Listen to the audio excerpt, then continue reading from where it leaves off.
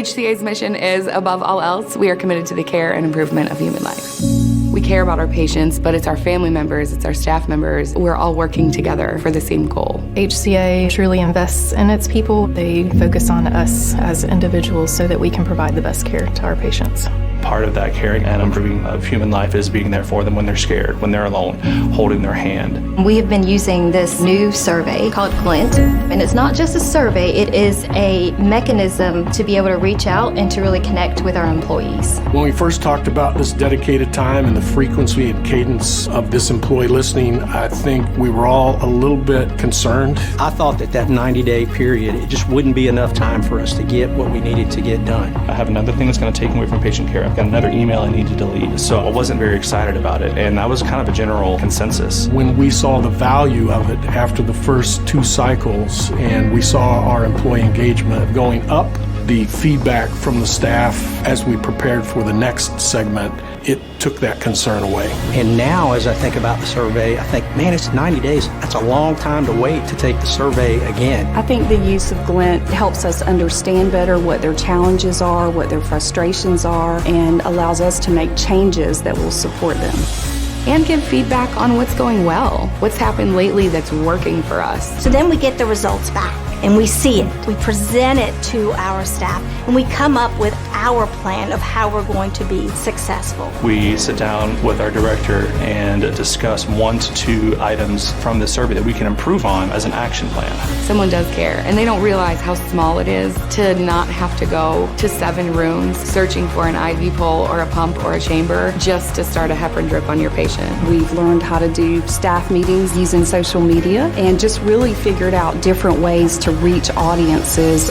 Our department's been able to move the needle on many things because we're getting real-time feedback. And so by understanding that employee engagement, it drives us to keep that front and center.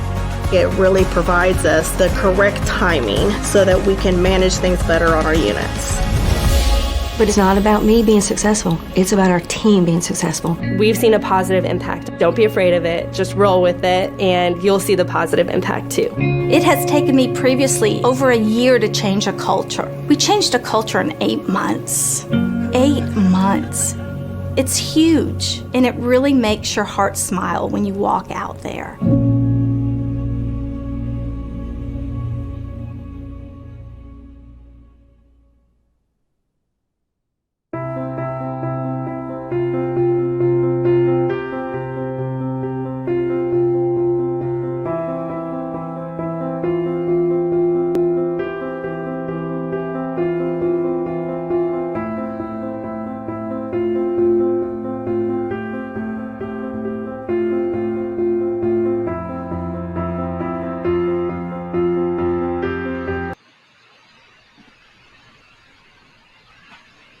Hi, I'm Justin Black.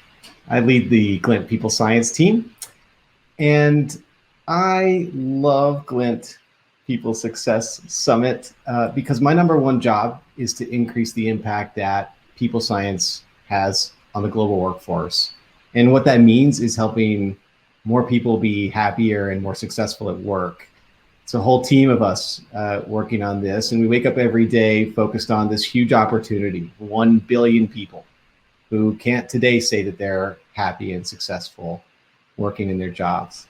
I'm really grateful for the summit because it's a force for change and it's a force for good.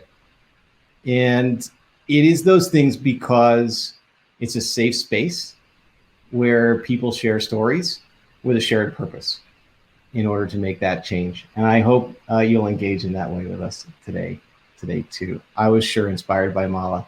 I hope you were too. If you look at the topics for today, employee experience, employee engagement, culture, agility, these are not necessarily topics that are novel. These are things that we have talked about before. And so what should you look for? What's going to be different? What's going to catch your attention? What's going to inspire you to do something different?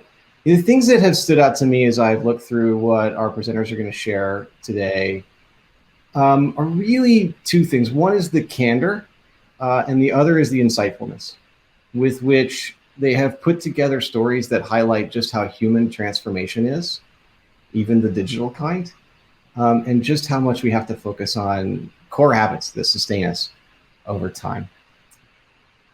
I want to say a quick thank you to Sam and Katie, who have created a space for us to learn and grow through effective storytelling and story sharing. And I'm really grateful for that. And speaking of great storytelling and story sharing, I am really happy to introduce our first speaker, Serena Huang, who's the Global Head of People Analytics at Kraft Heinz Foods Company. Serena, take it away.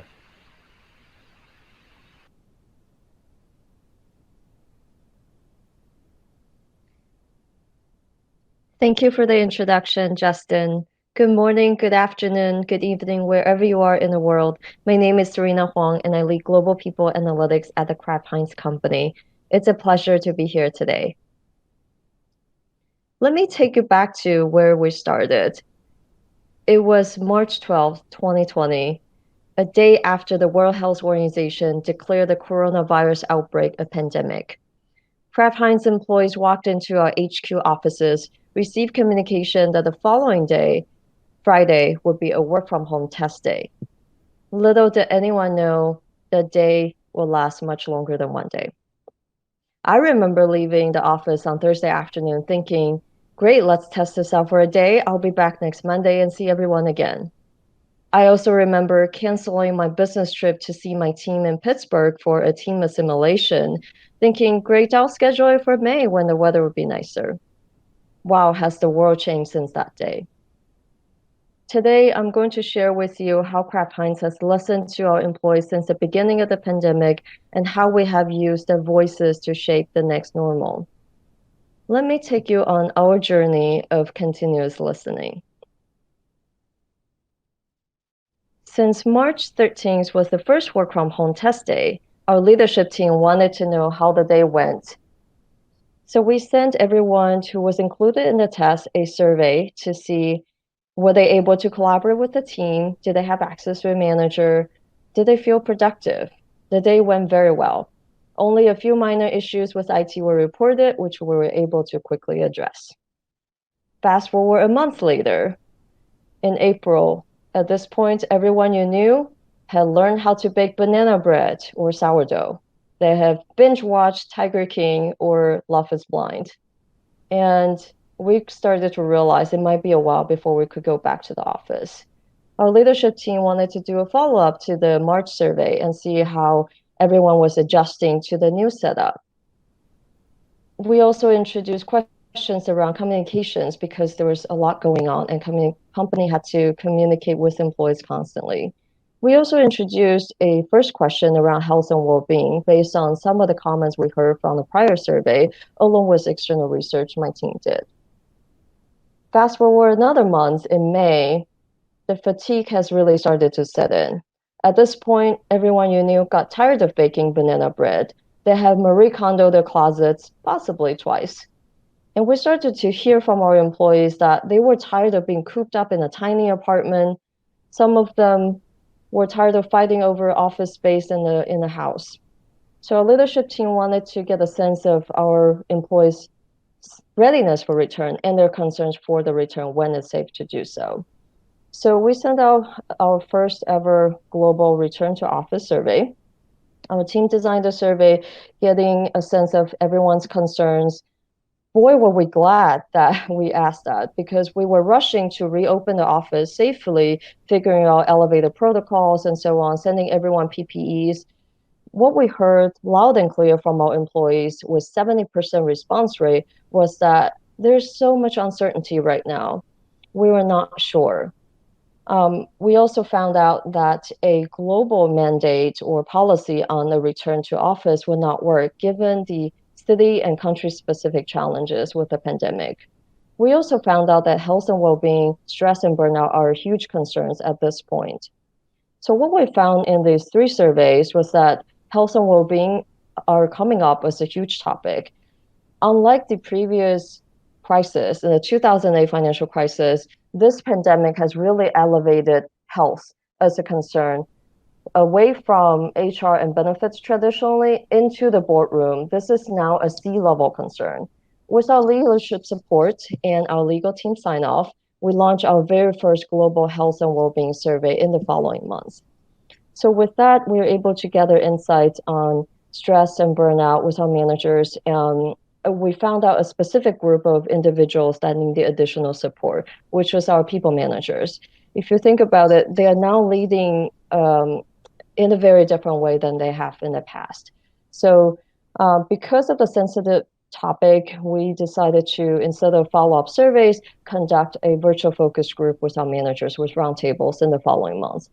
These insights from the June survey on health and well-being, along with the follow-up roundtables, provided us really nice context that we are able to then shape our strategy, which I'll talk about a little bit more.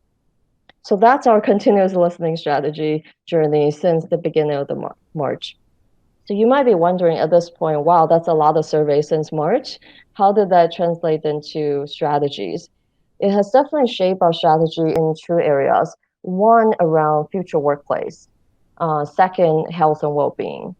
So as I said, the return to office survey was eye-opening for all of us because we heard so many employees say they wanted to come back to the office. It was helpful to confirm that there are lots of personal situations that were outside of the company's control, such as school reopenings, such as public transit safety, and we needed to instead focus our efforts around flexibility, defining a policy that works for us in the future. We need to define the identity of our office. Is that a space for collaboration or for work or for everything? We don't yet have an answer. What we do know is we want our employees' voices included in that conversation going forward. On health and well-being, as I said, it was the first health and well-being survey we've ever launched globally, and it was very insightful to find different pockets of population that needed additional support. We have since then rolled out additional benefits for our employees, and those insights from the survey plus the focus groups really make sure we were focusing our efforts in the right place. So what are some of my lessons learned? Well, I'll share a few lessons learned. One is to, throughout the surveys, one is to have very specific and clear purpose of each survey. Our team had designed the surveys, and our number one rule is never ask anything that's not actionable. If the answer to a particular question is not going to change the outcomes and actions, skip that question. Save yourself some time. Number two, we also found that communications and business support are super important. We have strong partnership with our communications team, so the before launch communication as well as the post-launch thank you and findings, that's all through a very strong partnership with our communications team. We also noticed that having strong business support is really important. The reason we're able to quickly take actions on the health and well-being survey was because we had strong partnership with and sponsorship from our rewards leadership team on that survey. And then finally, despite how much I've talked about surveys so far, it is not the answer to every problem. There are certain situations where you might want to consider focus groups if additional context is helpful. Separately, you can also think about town hall live polls. You can really quickly get a sense of employee sentiment in a couple of minutes with that. So I encourage you to check out my LinkedIn article on the do's and don'ts of employee listening during the pandemic if you need additional insights. So what's next for us? Well, what we were able to prove out the value of continuous listening since March. We're now rolling out the new global listening strategy. Instead of a once-a-year lengthy engagement survey, we're shifting towards every 6 months having a pulse check-in, coupled with additional topical surveys on specific topics that are relevant at the time, including well-being, including inclusion, including transformation. So, and then we'll also have focus groups on top of that. That will be our listening strategy going forward. We're also rolling out a new listening platform integrated with our HCM, which will allow us to provide insights directly to our managers and HRBPs as soon as survey closes. We're also consolidating other surveys currently on other platforms onto this listening platform to maximize the value we can create with data analytics. And finally, we'll continue to listen to our employees and include their suggestions and recommendations to help us inform our next normal. Now, I know the next normal might seem like a distant future for many of you and your organizations. I would encourage you to think about one thing you will do differently after today's session. Like you, I also miss my family, my friends, my colleagues, and I'm grateful personally for the unique opportunity this pandemic has created for people analytics and for employee engagement. Those of you who are fortunate enough to work in this space, your work has never been more impactful and more meaningful. What will you do to make sure your employees feel heard and seen? Thank you for your time today. Thank you so much, Serena, and thank you for the call to action. It's really important all the time, especially now. You reminded me of a couple of really key best practices that I just wanted to emphasize quickly before we transition over to Brian, and then we'll take questions at the end. I strongly encourage everyone to post their questions into the event site. You have this great system of a steady signal source that is nonetheless responsive to business and employee needs that come up, which I think is a hard thing to sometimes balance. And it seems like you're doing a really good job. And the way that you complemented it with deeper, more active conversations with employees, I think sometimes we forget that the data are there to help make that conversation more effective, not to replace it. These are just great reminders for key best practices, and I'm grateful for you for sharing them. I'm really happy to introduce our next speaker, who is going to continue on the topic of employee experience. Brian Harker. Brian leads performance and innovation at the City of Edmonton. Brian, take it away. Thanks so much, Richard. Hey everyone, I'm Brian Harker, and really happy to be joining you today for the Glint Summit. So I'm really excited to share the journey that the City of Edmonton has been on over the past few years to create and sustain a positive employee experience. The city has about 14,000 employees in many different job functions. So we have bus drivers, waste collectors, lifeguards, office professionals, and kind of everything in between. So we have a very diverse workforce. So the first step that the city took was to define the employee experience. The City of Edmonton's been measuring employee engagement like many other organizations for a long time. And from 2008 to 2018, we had a relationship with a survey vendor to send out a pretty traditional engagement survey, 50 to 60 questions, and we would do that every 2 years. And the city took that very seriously. We had pretty robust action planning processes that were very formalized and well tracked.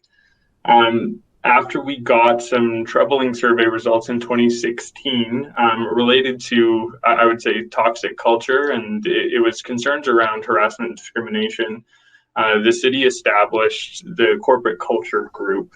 And this group worked really hard to define what the culture of our organization is and what it should be. And that's where we developed those shared values that you see in the middle of the circle on the left-hand side of safe, helpful, accountable, integrated, and excellent.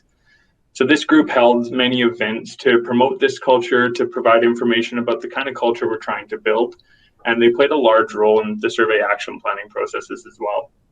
So when the concept of the employee experience was introduced to the city, it caused a little bit of confusion in employees and leaders on when we're talking about the employee experience, are we talking about culture? Are we talking about engagement? Where does this all fit and how does it work together? So we had to do some work to clarify what that relationship was. And we discussed this at length together and decided that as employees lived the shared values of safe, helpful, accountable, integrated, and excellent, our culture is enhanced. And the way that employees interact with that culture impacts their overall experience. And the experiences that they have are going to impact the culture. So it's really a two-way street. In addition to that culture, there's a host of other factors that are impacting the overall experience for people. So whether or not they have the tools they need to do their job well, whether or not they had a long and stressful commute on their way to work, whether they're feeling frustrated about a challenging task, all those and many, many other functions and factors are making up their overall employee experience. And when employees are having positive experiences at work, it's much more likely that they're going to be happy, engaged, and productive. And that's the outcome that we're really working towards in our employee experience program, is to have happy, engaged, and productive employees. So how do we create and sustain consistently positive experiences for employees at work?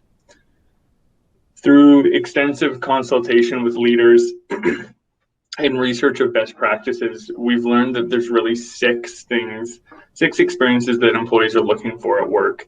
And you'll see those on this slide, and that's meaningful work, growth opportunities, a supportive environment, wellness, trust and leadership, and empowerment. So let's take a look at each of those to understand what employees want to have in the workplace. So meaningful work is about feeling connected to the overall purpose of the organization through the work that employees do every day. And for us, this is really about making sure that employees understand the city's vision and understanding how the work that they do every day contributes to that vision. And many researchers that we spoke to and engaged with would argue that the meaningful work is the single strongest contributor to the overall employee experience. There's studies that show it's one of the, if employees feel like they have meaningful work, they're able to overlook many other potentially negative experiences. So that is a strong one, and it's one we try to focus on. Growth opportunities is about making sure that employees are supported to develop the skills and accomplish career goals. And that means having a clear career path and that there's supports available to make meaningful progress along that path. Supportive environment is about feeling respected and recognized for the unique contributions made in the workplace. So this means employees feel safe bringing their whole selves to work. Wellness is about feeling safe and secure in the workplace with supports in place to achieve wellness. And this means there's a commitment to health, safety, and employee well-being. Trust and leadership is about having confidence in leaders. Leaders do this by listening, communicating transparently, and inspiring. And empowered employees is about openly sharing thoughts and ideas on how to improve the workplace. And this means employees feel safe speaking their minds. So when employees are having positive experiences in these 6 areas, they're much more likely to be happy, engaged, and productive. So with a clear definition of the employee experience, the city was ready to measure how employees felt about each component. To do this, the City of Edmonton has taken a voice of the employee approach to measurement with consideration given to each distinct phase of the employee life cycle. So to start with, an onboarding survey is provided to both new hires and internal transfers to understand what kind of experience they have during the onboarding process. And this data informs any improvements that we would be making to the onboarding process. In December of 2019, we began our partnership with Glint, and this is when we began our quarterly pulse survey. So it was a big transition away from our every 2 years big survey into a more frequent, short type of survey.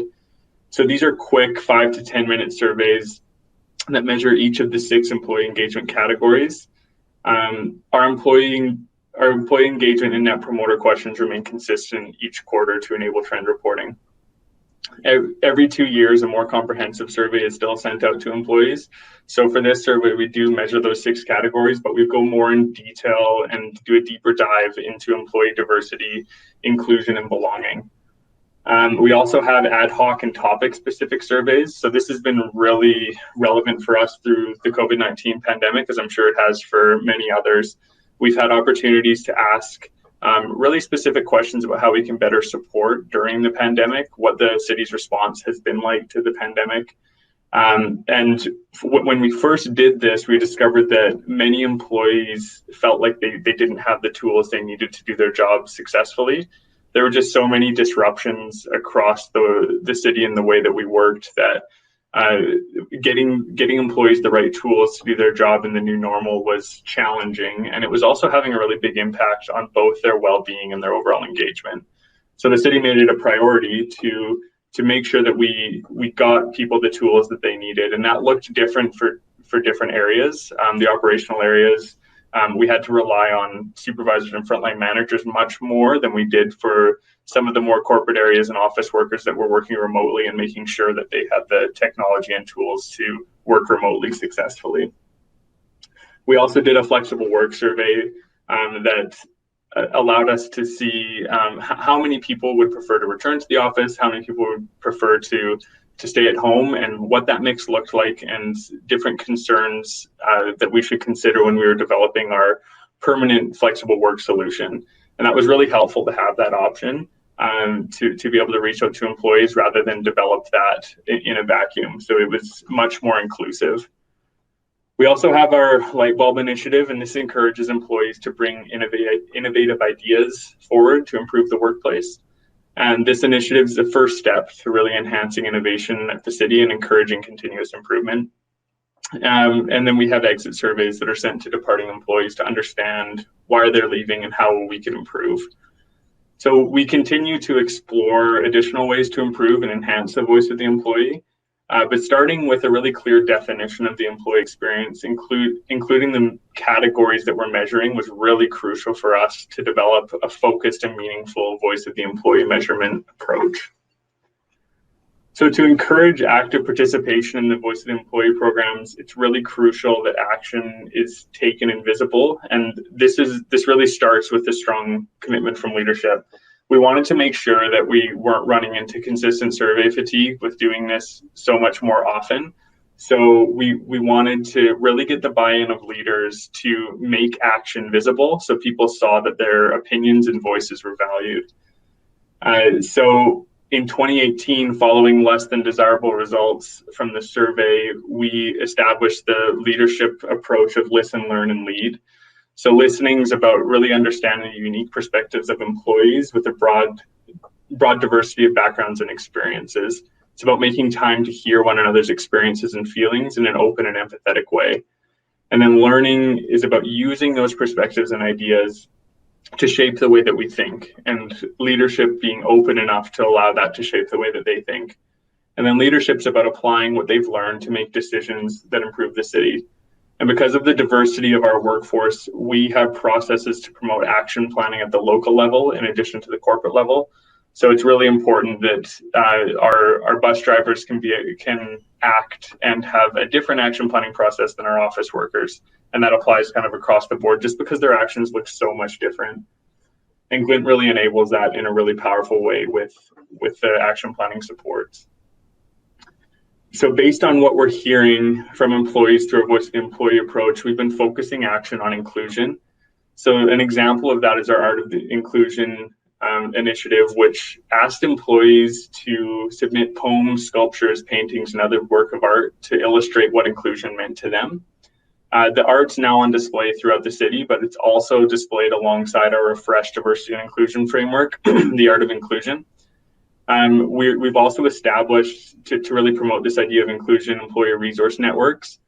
So these are employee-led, and they're dedicated to fostering a diverse and inclusive work environment. So some of our employee resource networks are Women at the City, Edmonton Indigenous Employee Resource Network, Pride at the City, and Racialized Employees and Their Allies. And right now, we're using those committees to run some more detailed actions from our latest corporate surveys to get their thoughts and opinions on how meaningful those can be, and running some focus groups on how do we really enhance some of the things that we're working on. So they're incredibly useful for us, and we hope to continue to engage with them. So very, very, very happy and pleased to be able to present to you today. I'm happy to take any questions that you might have. And yeah, thank you. Brian, thank you so much. That was great. You had me thinking about a different kind of art, actually, which is the art of surprise. And, at least in the United States, we don't generally think of our government as very innovative. And so to see the work that you're doing in the City of Edmonton, it's really inspiring. The other thing that really stood out to me is something I've been thinking about with regard to employee experience. If you define it, it technically is everything. And so one key takeaway I think that I took from you is that employee experience is however we define it for us and operationalize it for us. And it's important to do that work. and rigorous way. So thank you so much for that. I learned a lot in the last 12 minutes. We have 23 minutes or so for questions for the panel. This is the point at which I'm normally worried about tripping over the steps as I go up onto the stage to join you guys. Thankfully, don't have that concern today. Welcome, Brian. Welcome, Serena, to the conversation. Going to kick it off with a question that comes up a lot when we talk about agile engagement surveys, employee listening, employee experience, which is how do you deal with survey fatigue? And Brian, you touched on it a little bit. Can you both talk to us about how you control for it, how you focus on it, in addition to getting buy-in from the business so that it seems like a good idea? What are some of the other things that you focus on to prevent survey fatigue? Yeah, I can share a couple of tips. One, we certainly keep track of the response rate. So if it's a similar survey and the response rate starts to dip, it might be a sign that people are getting tired. Second, I would say I haven't really experienced survey fatigue in my time at Kraft Heinz. Our employees are really willing to share as long as they think someone will take actions on their feedback. So I think it's not so much survey fatigue, it's really inaction fatigue. So we talk about the action planning timeline even before the survey launch to get buy-in on who is doing those action planning, who's having the conversations, and set the expectations for our employees that those action plannings will come. Yeah, I totally agree. That's what we see as well. And when we, through our quarterly surveys, we monitor our participation rates. And if we do start to see a dip, we connect with those leaders and talk to them about what their action planning has looked like. And immediately that's what we go to and talk about how they can make actions more visible, because in a lot of cases when we go to them, they are actually taking action, but employees aren't aware of it. They don't know that whatever improvement they've been seeing in the workplace is because of the survey results. And so it's really about making that, communicating that to employees to say what we're doing is because we're hearing from you. And that's been a big improvement for us as we focused on that. Great. Thanks for both. Thanks so much to you both. I want to ask a related question, which is about participation in the survey itself, but beyond that, motivating people to want to take action so that it does seem like an action-focused process. And one of the questions that's come up through the Q&A panel is about tying rewards to the survey. Can you talk about how, when, whether you tie rewards to survey participation, survey results, changeover survey results, et cetera? Yeah, it's something that we've thought about. So prior to going towards quarterly surveys, there was a really big focus on survey participation, and it was almost kind of a competition between areas. What we heard from employees pretty consistently is they didn't like that. They didn't like that they were feeling maybe compelled or strongly encouraged to participate rather than more of a voluntary approach.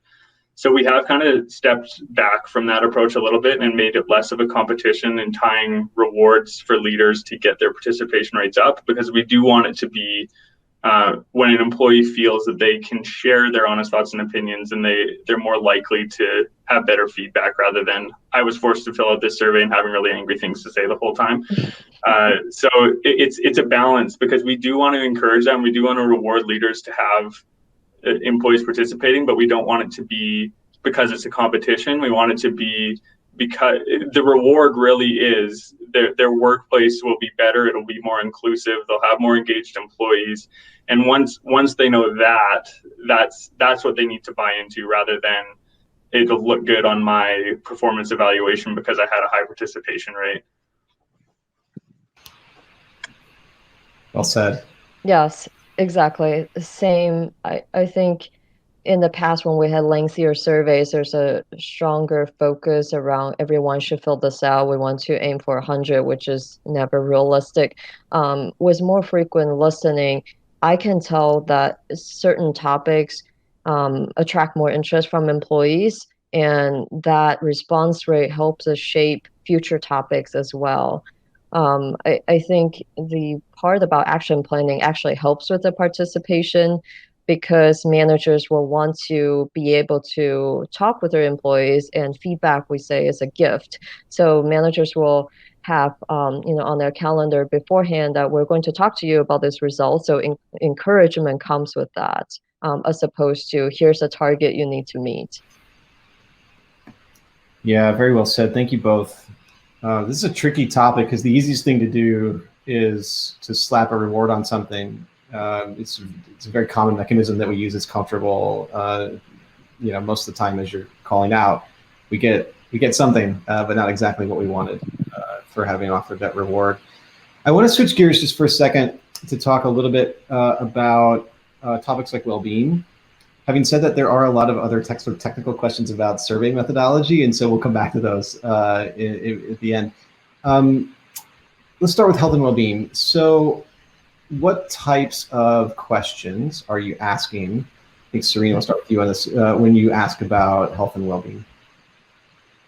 Sure. So some of our focus has been around balancing, right? I think in the pandemic, balance has become so challenging. So our work and personal life has never been more blended. Every minute of the day, right, you are working from home. So that's a focus around adjusting to the new work environment and being able to still balance. How do you create boundaries for yourself? That's become really challenging. We're also focusing, like I said earlier, making sure managers have the right support and resources to lead and manage in this very different environment.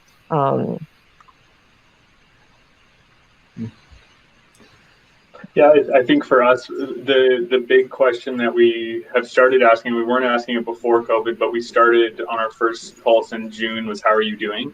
And that was really just a well-being check-in that we hadn't asked before. And we're really glad we did start asking that, because it's important for us to understand how our employees are doing, but also tie like what other areas are closely aligned to how people are doing. And it was really interesting to us. So I touched on it a little bit in our presentation, but the most strongly correlated to overall well-being was whether or not people had the tools to do their job, which was kind of odd to us at the start, but as we thought about it, it made more and more sense. And that tie wasn't there for overall employee experience, but it was with well-being. So we're finding that it is different, and that how are you doing question is good.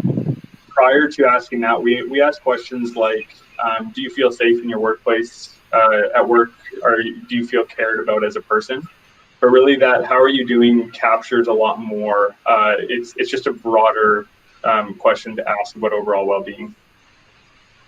Such a good call out. And we see these patterns in the data normatively across companies also. And I think, Mala hinted to it also when she was talking about productivity, this idea that we might be producing more and yet still feel less productive at the same time. And this relationship between resources and balance and workload. We see in the data that balance matters more than workload. I can have a high workload, I can still be productive, and if I have the tools to feel balanced in that, I'm actually okay. But if I don't, the impact of balance on well-being is a lot stronger than the impact of workload. So it's reflected normatively, not just in the data you're seeing. Brian, thank you guys both so much for sharing that. It's a sensitive topic to ask about, for the people analysts and engagement experts to come in and ask about health and well-being. It's more common in some organizations than others. It is, or was, before March 2020. It is certainly very common now across the board, across our customers.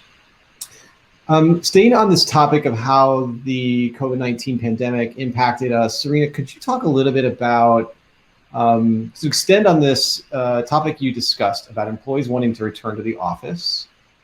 What about the other ones? What about the ones who did not feel the same way, or the ones who preferred working from home? Can you talk about how you're working to understand their needs and respond to them? Yeah, for sure.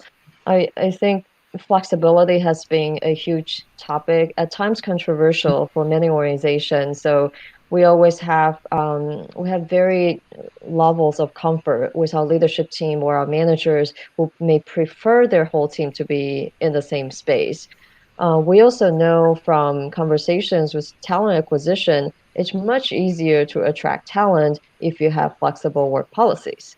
So that's a huge driver for us, right, in challenging times to find talented individuals who may not be willing to move to open up the door. So I think even prior to March 2020, we started to get some data around this could work if we have some employees working remotely. And then now we're in a full-blown experiment worldwide. We're able to gain more insights around perhaps the type of roles that work really well remotely and the type of roles that may not work as well remotely.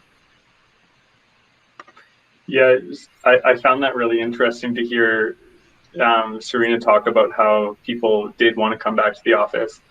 And I think you must, number one, live in a warmer environment than us. In Canada, there's a blanket of about a foot of fresh snow outside right now. So when people are like, oh, I can work remotely, they don't have to go brave a blizzard every morning in Canada. So that, but we heard the opposite, I guess. So we heard from employees that they were happy to continue working remotely.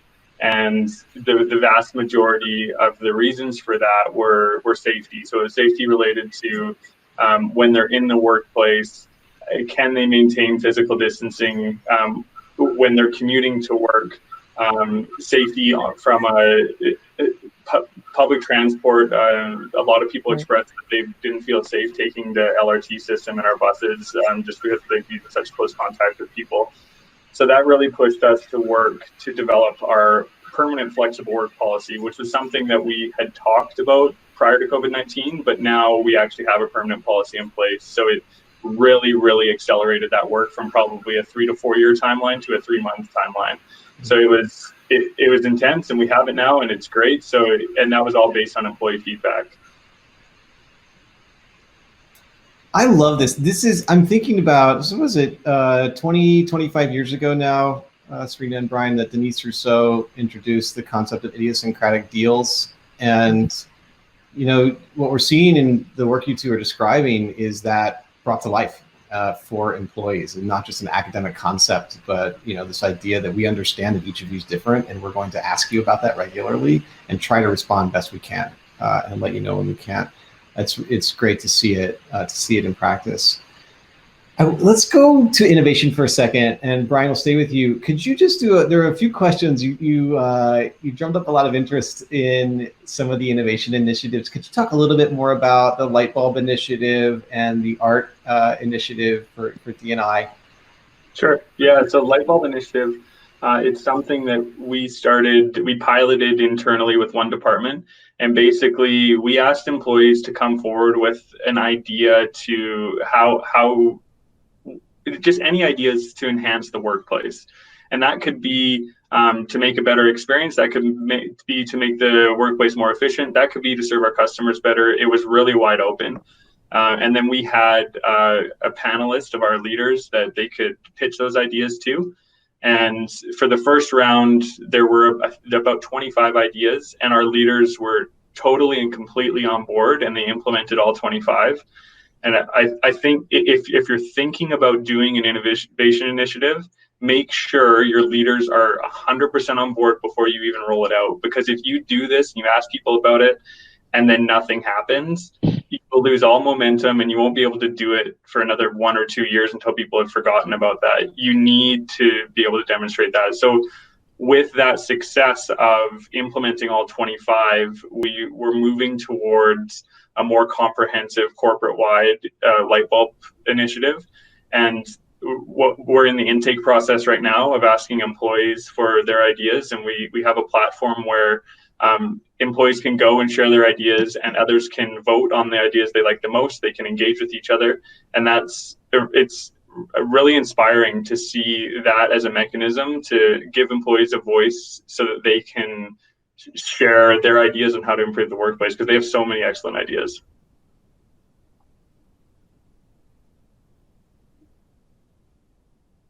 We actually did a similar campaign earlier this year.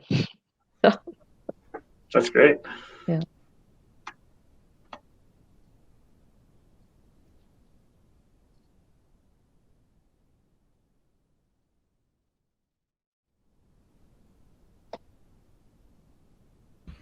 I'll try asking my next question unmuted.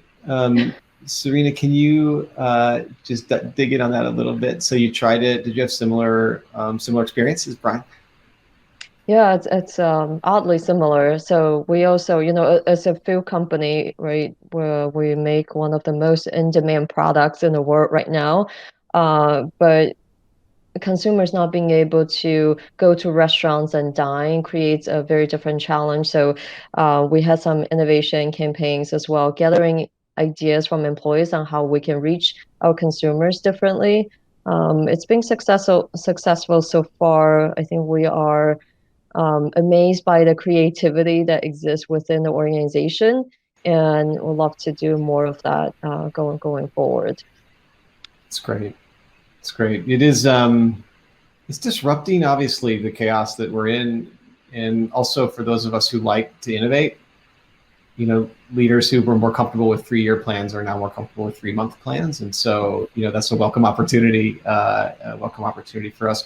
I want to stay on this idea of reaching different populations. You said different customers, but if we extend that, you think about how many essential workers that quote unquote essential workers work in each of your organizations. People that don't sit in front of desks all day necessarily. Can you talk about how you've connected with them, how you worked to connect with them, how you plan to continue to connect with those populations in your organizations? Yeah, for sure. For us, of course, because food is in high demand, all of our employees in the various plants are working very hard to make the mac and cheese that you love and the Heinz ketchup, right? And safety is really important. So early on in the pandemic, we had engaged our HTML plant leadership team on how do we make sure they know that safety is number one. So initially, of course, PPE was a big concern. So there are just different levels of what safety and health means in a plant versus in the office environment that we had to address. Then we had lots of learnings along the way. Something we're considering is including that population currently is not included in our engagement survey, but we do want to include them going forward. And now it's figuring out the kiosk system and making sure we can get their voices as well going forward, because they're so critical to our success as a company. Yeah, I think for us, it's a challenging. It was a big challenge for us to reach that population, both in terms of communicating to them and engaging with them on getting their ideas and understanding their experiences.